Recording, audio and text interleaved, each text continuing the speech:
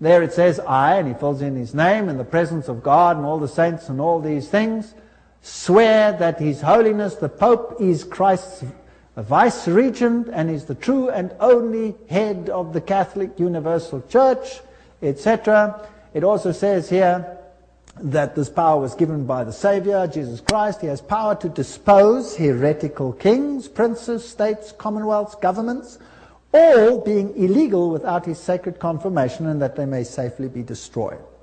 So a Jesuit swears that if a government is not subject to Rome, it can be what? Destroyed.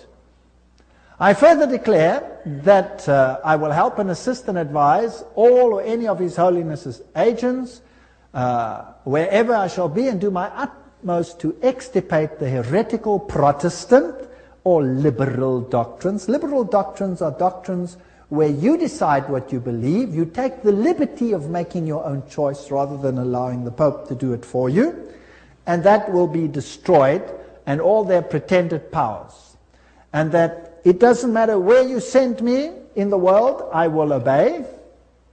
And I promise that I will have no opinion of my own. I will obey like a corpse. And I will make war, secretly or openly, against all heretics, Protestants and liberals, as I am directed to do, to extirpate and exterminate them from the face of the whole earth. I will spare neither sex, age, nor condition, and I will hang, waste, boil, flay, strangle, bury alive these infamous heretics, rip up the stomachs and wombs of their women, crush their infants' heads against the wall, in order to annihilate forever their execrable race. That's quite a nice Christian promise, would you agree? Very Christian promise. Did they do it? Well, the Waldenses, they smashed the children's heads against the rocks to make the parents rescind. In the Ottoman Empire, that's an interesting story, in Serbia and in all those East Bloc countries where they occupied, they took the children, threw them in the air, and caught them on the ends of their bayonets. They were nice people. Now you will say, that was Islam, that wasn't Jesuits? Well, debatable. We'll talk about it another time. And if I cannot do it openly, I will do it secretly. So that is what a Jesuit swears.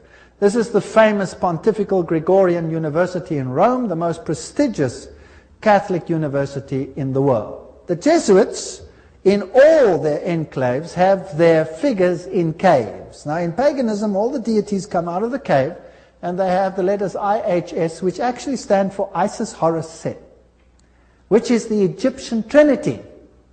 They, of course, say it means Iesus hominum salvator, Jesus the Savior of men, but it doesn't. It means IHS, Isis, Horus, Set.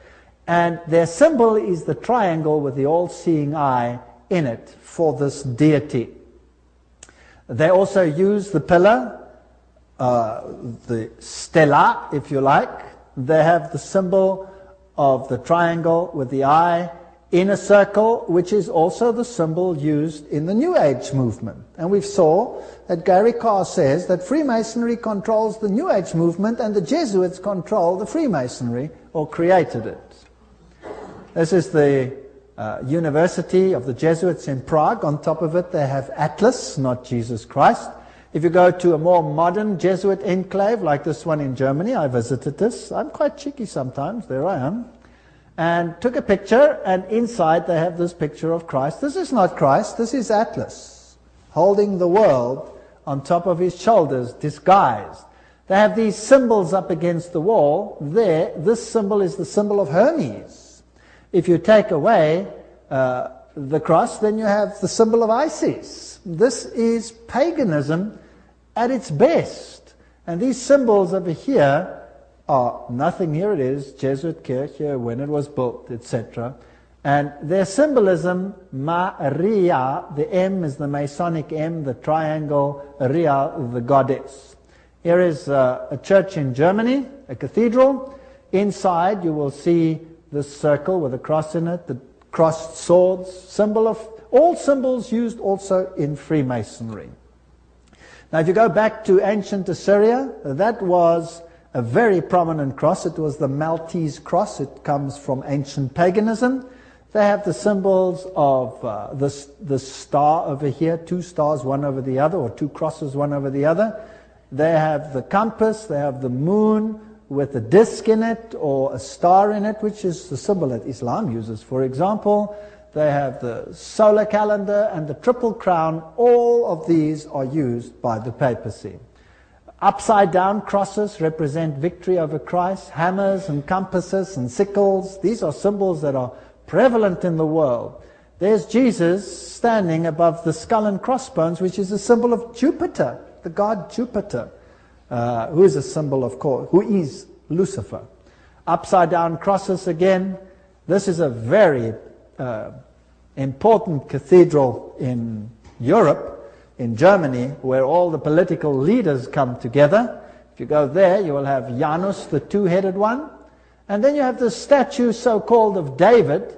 But of course it isn't David, it is the god Pan, because he has a pan flute in his hand, and David didn't play a pan flute. So I went to look for the dark side of Pan, because there's a light side and a dark side, and I found him. There he is, the hoofed one in the same cathedral. So they hide their occult symbolism. If you enter into the hallway, you find this over here. This is the god Anubis. It's got nothing to do with Christianity. There you have him as well. Plus you have the phoenix rising from the ashes. Plus you have the symbol of Jupiter and a whole host of other symbols over there. And in their side chapel, you have all the signs of the zodiac serving the various deities like Mars and Aquarius, etc. And the doorknob is a yin-yang. This has nothing to do with Christianity. They use the symbol of the compass and Jupiter and the PX symbol over there, which you will find in virtually every single Christian denomination upon the face of the earth. The phoenix rising from the ashes, the peacock, all symbols of Lucifer. Here you have the PX with a circle with a dot in it, and you say to yourself, but isn't that a symbol of Christianity? No, this is a symbol of Horus. This has got nothing to do with Christianity. They use pine cones. Let's ask Albert Mackey, 33-degree Freemason, to tell us what the symbol means. The point within the circle is an interesting and important symbol in Freemasonry. The symbol is really a beautiful but somewhat abstruse allusion to the old sun worship, and introduces us for the first time to that modification of it among the ancients, the worship of the phallus. So it's a pretty filthy symbol at that. It deals with male organs. Wow. So that comes from the horse's mouth. So that's what it means. Now what's the PX mean? Let's go to the best Masonic source in the world, Morals and Dogma, page 292. And in case you don't believe me, I photocopied it so that you can see it. There you can see the symbol. Can you see that? It is the staff of Osiris. This is straight from the horse's mouth. You can't get a better source than this. This is the highest Freemason who founded the Scottish Rite 33 higher degrees, and was what, no, he didn't found them, but he officiated over them. On the medal of Constantinopus, in hoc signat eris, whatever the inscriptions, and then some other interesting things. So this is the staff of Osiris. And then he goes through the mystic Tau and the crosses and the stars of David, and then he uses this one as well. Interesting symbol. He says the vestment of the priest of Horus were covered with these crosses. That's a Maltese cross. Remember that I showed it to you on the Assyrian king? Now who wears that on his vestments? Well, let's have a look. Oops, there it is. Who's wearing it? The Pope is wearing it. So what is he? He must be the priest of Horus. So to the outside world, it seems like Christianity, but to the inner circle, it's occultism. On the floor of the cathedral in London, you have the tricolour, which is the triple yin yang. And what does that mean? Well, let's go and ask the sources themselves. Celtic version of the yin yang. That's what it is. The tricolour. The sea, good luck, cauldron, Celtic goddess, the goddess of wisdom and witchcraft. Who was enthroned in the French Revolution? Goddess of reason, witchcraft, reason, all these things, same deity. On the floor of the same cathedral, you find the mystic Tau. What does the Tau represent? Let's ask another Mason, Ward. He says it's the symbol of the male creative side of the deity. Sign language of the mysteries. So again, it has a sexual connotation. What's it doing on the floor of a cathedral? So the Jesuits are the heirs of the occult religion, and they control the world through their agencies. They stand in the background, create sub-organizations, and everybody thinks they are not active. Let's ask them themselves what they believe. Here is the history of the generals of the Society of Jesus. These are all the generals, starting with Ignatius Loyola. They're all listed down there. We don't have to go through them all the way through to the present one that rules now, whose name is Peter Hans Kolvenbach. Nice German name. It's interesting that the Germans are very prominent in this.